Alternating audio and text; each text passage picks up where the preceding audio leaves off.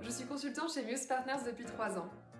Lors de ces 3 années, j'ai participé à plusieurs projets organisés en mode agile et j'ai notamment contribué à l'implémentation de la méthode au sein d'entreprises. Si l'on prend un peu de recul, l'un des gros challenges que l'on rencontre en tout début d'implémentation, et donc lors du sprint 0, c'est la capture du besoin client et sa traduction en un backlog découpé au bon niveau et bien priorisé. Pour capturer le besoin client, il faut dans un premier temps partir à la recherche du besoin, en explorant les différents canaux et en restant à l'écoute des différentes sources. Pour cela, plusieurs outils peuvent être utilisés. Parmi eux, les personas, qui consistent à faire une fiche pour chaque business owner, qui va leur permettre de se projeter et de n'oublier aucun besoin.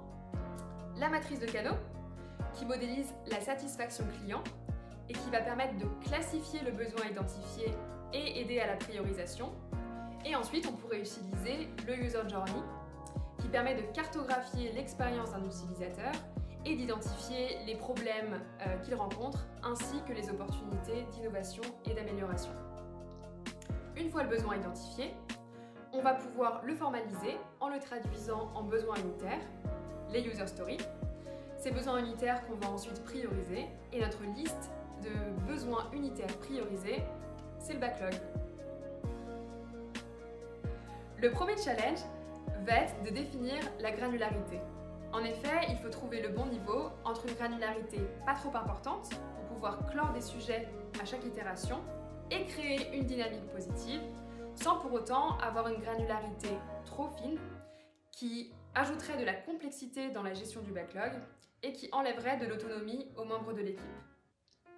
Ensuite, il faut savoir rester flexible et être prêt à ajuster le backlog, que ce soit le contenu des user stories ou leur priorisation, car le besoin client peut s'affiner et évoluer avec le temps. Enfin, il faut pouvoir créer un backlog complet et autoporteur, où chaque élément du backlog est clairement défini et est compréhensible par tous les acteurs du projet. Alors je dirais, synthétiser le besoin dans une référence unique, lisible et accessible, focaliser le product owner sur son activité principale, à savoir formaliser et mettre à jour un backlog de besoins, et enfin rendre visuel le travail à effectuer avec une notion de temps définie et agréée par les membres de l'équipe. Si on devait choisir de ne faire qu'une seule chose lors du sprint 0, ce serait le backlog. En effet, tout tourne autour du backlog. Les nouvelles exigences permettant d'établir le planning de chaque itération, les tâches clôturées permettant d'avoir un statut d'avancement régulier.